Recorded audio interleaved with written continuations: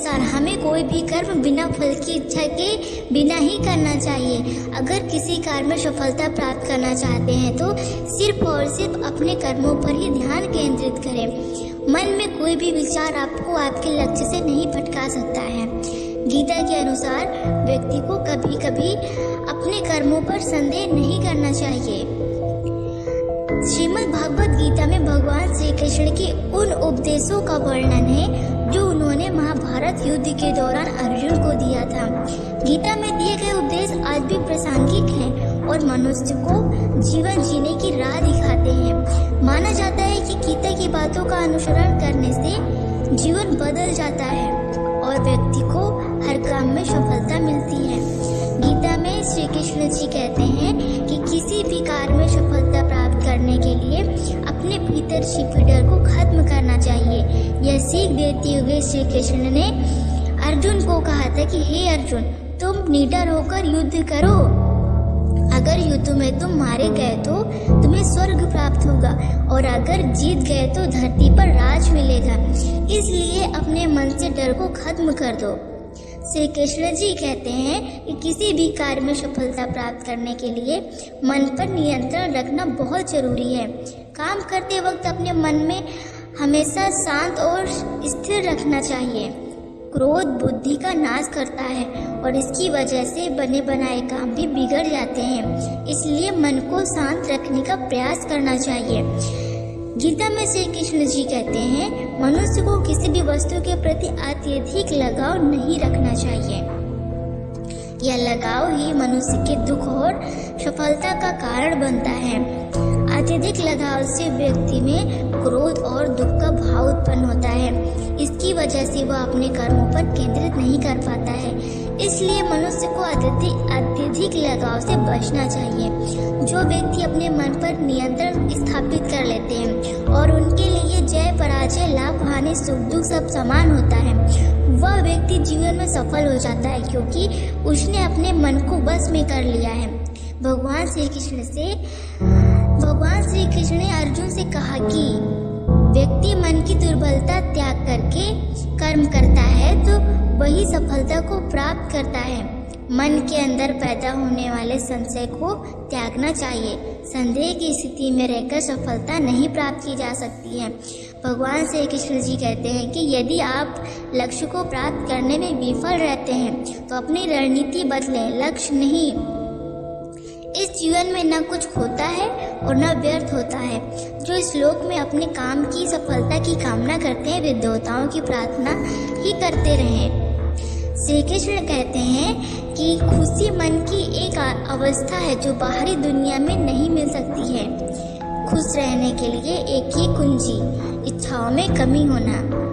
आत्म विनाश नरक के 3 द्वार हैं, वासना, क्रोध और लोभ। क्रोध से भ्रम पैदा होता है, भ्रम से बुद्धि भ्रष्ट होती है। जब बुद्धि भ्रष्ट होती है तब तर्क नष्ट हो जाता है और जब तर्क नष्ट हो जाता है तो व्यक्ति का पतन हो जाता है। वह जो सभी इच्छाएं त्याग देता है और मैं और मेरा की लालसा और भावना से मुक्त हो जाता है, उसे शांति प्राप्त होती है। मनुष्य अपने विश्वास से निर्मित होता है। जैसा वो विश्वास करता है वैसा वो बन जाता है, क्योंकि जो चाहे बन सकते हैं यदि वह विश्वास के साथ इच्छित वस्तु पर लगाता है, चिंतन करता है तो हर व्यक्ति का विश्वास उसकी प्रकृति के अनुसार होता है। विश्वास की शक्ति को पहचाने। श्री कृष्ण जी कहते हैं मित्र और शत्रु दोनों मन ही हैं। जो मन को नियंत्रित नहीं करते उनके लिए वह शत्रु के समान कार्य करता है।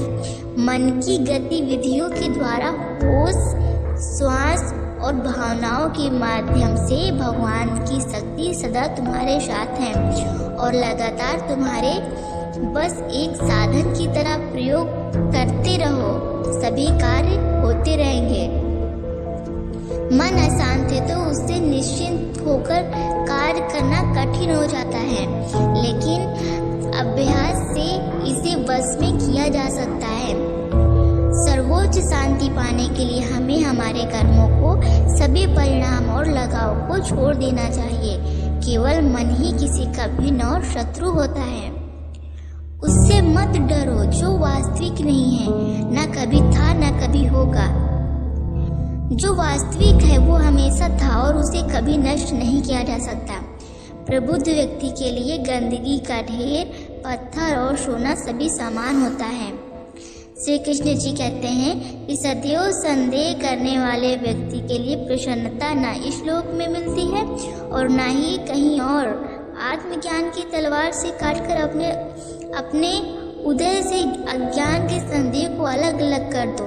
अनुशासित रहो और उठो, कार्य करते रहो। संदेह, संशय, दुविधा या अधिवंश में जीने वाले लोग ना तो इस लोक में सुख पाते हैं और ना ही परलोक में। इसका जीवन निर्णयहीन और दिशाहीन भटकाव से भरा रहता है। श्री कृष्ण जी कहते हैं आत्मा ना जन्म लेती है और ना ही मरती है। जन्म लेने वाले के लिए मृत्यु उतनी ही निश्चित है जितनी कि मृत्यु होने वाले के लिए जन्म लेना। इसलिए जो अपरिहार्य है उस पर शोक मत करो। न कोई मरता है और न ही कोई मारता है। सभी निमित्त मात्र हैं। सभी प्राणी जन्म से पहले बिना शरीर के थे। मरने के उपरांत वे बिना शरीर वाले हो जाएंगे या तो बीच में ही शरीर वाले देखे जाते हैं। फिर इसका शोक क्यों करते हो? यह आत्मा किसी काल में भी नहीं जन्मती है और न ही मरती है, अथवा न यह आत्मा ही होकर के फिर होने वाली है, क्योंकि यह अजन्मी, नित्य, शाश्वत और पुरातन है। शरीर के नाश होने पर भी यह नष्ट नहीं होती है। कभी कभी ऐसा समय नहीं था, कभी भी ऐसा समय नहीं था। मैं, तुम या ये राजा महाराजा अस्तित्व में नहीं थे। न ही भविष्य में कभी ऐसा होगा कि हमारा अस्तित्व समाप्त हो जाए। अर्जुन, हम दोनों ने कई जन्म लिए हैं। मुझे याद है लेकिन तुम्हें याद नहीं है। श्री कृष्ण जी कहते हैं जो मेरे साथ हैं मैं उनके साथ हूँ। संपूर्ण ब्रह्मांड मेरे ही अंदर है। मेरी इच्छा से ही यह फिर से प्रकट होता है और अंत में मेरी ही इच्छा से इसका अंत हो जाता है। लेकिन मेरे लिए न कोई घृणित है और न प्रिय, किंतु जो व्यक्ति भक्ति के साथ मेरी पूजा करता है वो मेरे साथ है और मैं उनके साथ हूँ। बुरे कर्म करने वाले सबसे नीच व्यक्ति जो राक्षसी प्रवृत्तियों से जुड़े हुए हैं और जिनकी बुद्धि माया ने हर ली है, वो मेरी पूजा या मुझे पाने का प्रयास ही नहीं करते। भगवान प्रत्येक वस्तु में है और सब में सबके ऊपर है। बुद्धिमान व्यक्ति सिवाय ईश्वर के किसी और पर निर्भर नहीं करता। सभी काम छोड़कर वह भगवान में पूर्ण रूप से समर्पित हो जाता है। मैं तुम्हें सभी पापों से मुक्त कर दूंगा। श्री कृष्ण जी कहते हैं शोक मत करो, ईश्वर एक अदृश्य शक्ति है। नमस्कार दोस्तों।